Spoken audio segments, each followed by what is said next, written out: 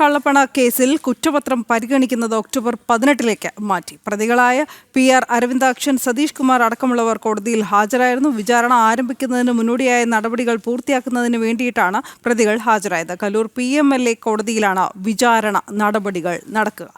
ജിജേഷ് കരുണാകരൻ വിവരങ്ങളുമായി ചേരുന്നു. ജിജേഷ്.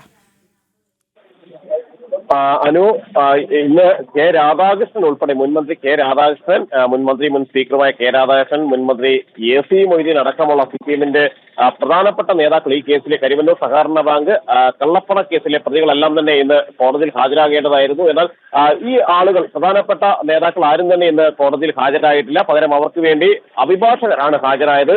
എന്നാൽ ഒന്നാം ഘട്ട കുറ്റപത്രത്തിലെ പ്രതികളായ P സതീഷ് കുമാർ, ഒപ്പം തന്നെ PR അരവിന്ദാക്ഷൻ അടക്കമുള്ളവർ ഹാജരായി. തുടർന്ന് കേസ് ഒക്ടോബർ 18 പരിഗണിക്കുന്നതിന് വേണ്ടി കോടതി മാറ്റുകയും ചെയ്തിരിക്കുകയാണ്. കാരണം നേരത്തെ തന്നെ ഈ കേസുമായി ബന്ധപ്പെട്ട പ്രധാനപ്പെട്ട നേതാക്കളുടെ പങ്കാളിത്തം, അത് കെ രാധാകൃഷ്ണനാണെങ്കിലും AC മൊയ്തീൻ ആണെങ്കിലും എല്ലാം തന്നെ അവരുടെ എല്ലാം പങ്കാളിത്തം വളരെ കൃത്യമായി വ്യക്തമായിരുന്നു. അന്വേഷണത്തിൽ വ്യക്തമായി നിരവധി ആളുകൾക്ക് അനധികൃതമായി വായ്പകൾ അനുവദിച്ചിരുന്നു. ഇങ്ങനെ അനധികൃതമായി വായ്പകൾ അനുവദിച്ചതിലൂടെ ലഭിക്കുന്ന, അങ്ങനെ വായ്പ വാങ്ങിയ ആളുകൾ അതിലൊരു പങ്ക് പാർട്ടിക്ക് സംഭാവന ഇനത്തിൽ കൈപ്പറ്റുകയും ചെയ്തു. അങ്ങനെയാണ് CPM പാർട്ടി തന്നെ ഈ ഒരു സഹകരണ ബാങ്ക് കള്ളപ്പണ ഇടപാട് കേസുമായി ബന്ധപ്പെട്ട് പ്രതിപട്ടികയിലേക്ക് വരുന്നത്. CPM പാർട്ടി ഒരു പ്രതിയാണ്, ഒപ്പം തന്നെ കെ രാധാകൃഷ്ണൻ മറ്റൊരു പ്രതിയാണ്, AC മൊയ്തീൻ ഈ കേസിൽ പ്രതിയാണ്.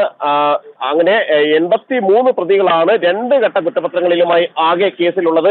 CPM-നെ വലിയ തോതിൽ തന്നെ പ്രതിരോധത്തിലാക്കിയിട്ടുള്ള ഒരു കേസാണ് കരിവന്നൂർ സഹകരണ ബാങ്ക് തട്ടിപ്പ്. പ്രധാനപ്പെട്ട നേതാക്കളെല്ലാം തന്നെ ഇതിന്റെ ഭാഗമായിരിക്കുന്നു. CPM-ന്റെ തൃശ്ശൂരിലെ മുൻ ജില്ലാ സെക്രട്ടറിമാർ, അവരുടെ അറിവോടുകൂടി തന്നെ സാമ്പത്തിക ഇടപാടുകൾ നടന്നിട്ടുണ്ട് എന്നായിരുന്നു അന്വേഷണത്തിൽ വ്യക്തമായത്. അങ്ങനെ MM വർഗീസ് മുൻ ജില്ലാ സെക്രട്ടറി ഈ കേസിൽ പ്രതി, കെ രാധാകൃഷ്ണൻ മുൻ ജില്ലാ സെക്രട്ടറി ഈ കേസിൽ പ്രതിയേർക്കപ്പെടുകയും എല്ലാം ചെയ്തിരുന്നു. അതിന്റെ വിശദമായ ഒരു അന്വേഷണം പൂർത്തിയാക്കി തന്നെയായിരുന്നു എൻഫോഴ്സ്മെന്റ് ഡയറക്ടറേറ്റ് കുറ്റപത്രം സമർപ്പിച്ചത്. അതിലാണ് ഇന്ന് എല്ലാ പ്രതികളോടും നേരിട്ട് ഹാജരാകാൻ ആവശ്യപ്പെട്ടുകൊണ്ട് സമൻസ് നൽകിയത്. കെ രാധാകൃഷ്ണനാണെങ്കിലും AC മൊയ്തീൻ ആണെങ്കിലും മുഴുവൻ നേതാക്കളും നേരിട്ട് ഹാജരാകണമെന്നായിരുന്നു കോടതി നിർദ്ദേശിച്ചിരുന്നത്. എന്നാൽ അവർക്ക് വേണ്ടി അഭിഭാഷകരാണ് ഹാജരായത്.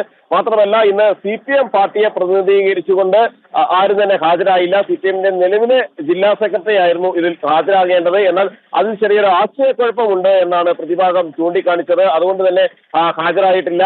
നേരത്തെ മുൻ ജില്ലാ സെക്രട്ടറി, ഒരേപോലെ തന്നെ പാർട്ടിയെ പ്രതിനിധീകരിക്കേണ്ട മുൻ ജില്ലാ സെക്രട്ടറി MM വർഗീസ് ഈ കേസിൽ പ്രതിയാണ്. അതുകൊണ്ട് നിലവിലെ ജില്ലാ സെക്രട്ടറി ഹാജരാകണമെന്ന ഒരു നിർദ്ദേശമാണ് ലഭിച്ചിരിക്കുന്നത്. അങ്ങനെയെങ്കിൽ നിലവിലെ ജില്ലാ സെക്രട്ടറി പാർട്ടിയെ പ്രതിനിധീകരിച്ച് ഹാജരാകേണ്ടി വരും. ശരി ജിജേഷ്.